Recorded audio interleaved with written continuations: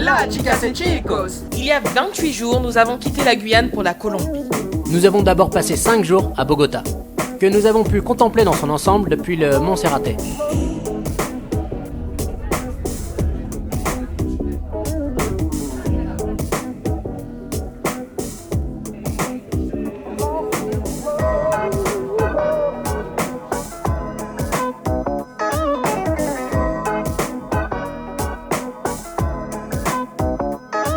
Bogota est vraiment une ville immense, située à plus de 2460 mètres d'altitude.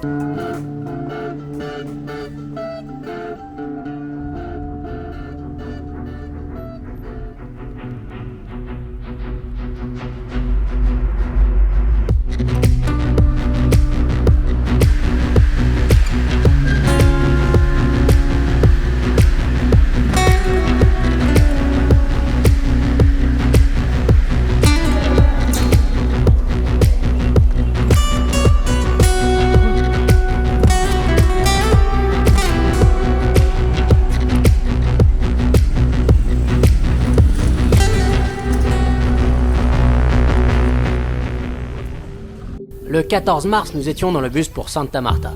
22 heures de bus. C'était peut-être un poil long. Méga long, tu veux dire, j'ai eu la nausée.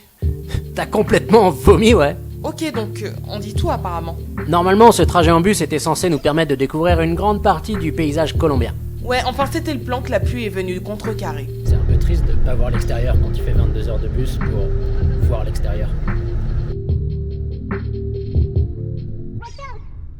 Mais après une bonne nuit pluvieuse, on est arrivé vers la côte caribéenne. Et là, il faisait beau et chaud. Adieu la doudoune. Oui, là c'était un tout autre décor.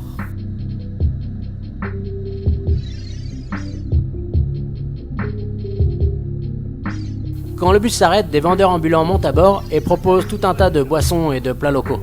Après ça, ils descendent quand ils peuvent, où ils peuvent. En gros, t'as intérêt à avoir bien vendu dans le bus, car après ça, t'es en mode Man vs Wild au milieu de la pampa.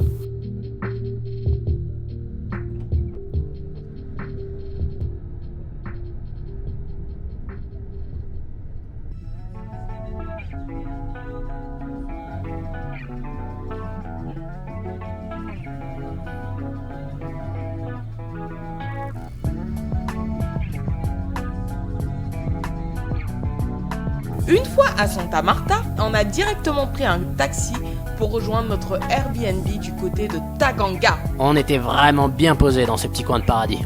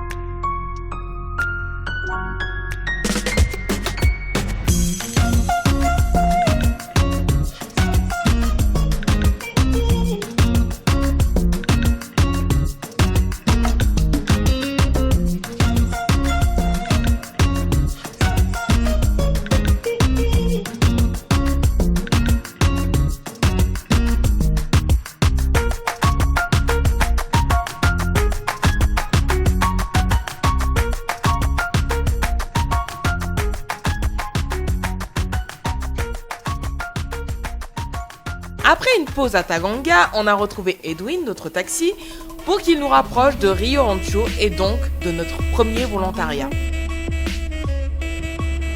Là, on a longé un petit bout de la côte caribéenne. Et c'était vraiment trop beau.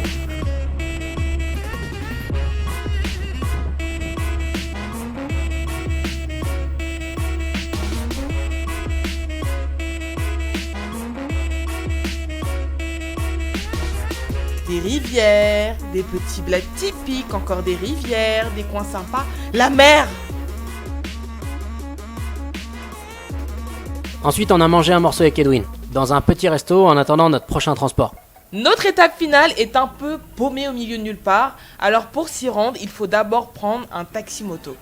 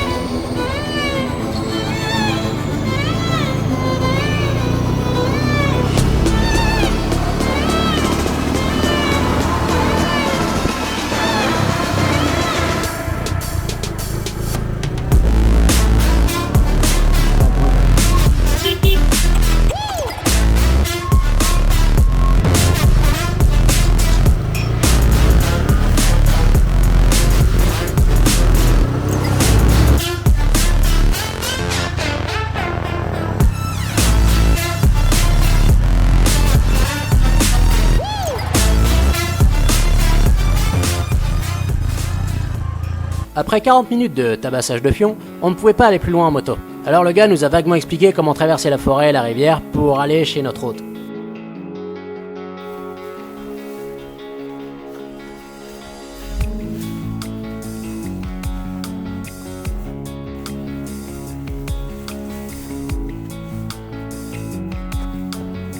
On a fini par arriver à Love Grows, un petit coin magnifique où Russ, le propriétaire, pratique et enseigne la permaculture.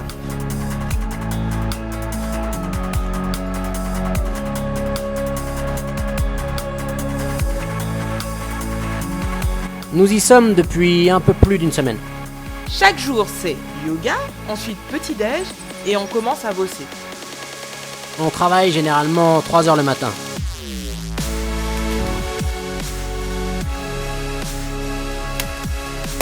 Un jour sur deux, l'après-midi, on a 1 heure de cours sur la permaculture. En même temps, Timo continue de chercher ses bestioles. Et j'ai déjà vu des reptiles grave stylés. Mais bon, ça, on vous le racontera dans une prochaine vidéo. Hasta la próxima!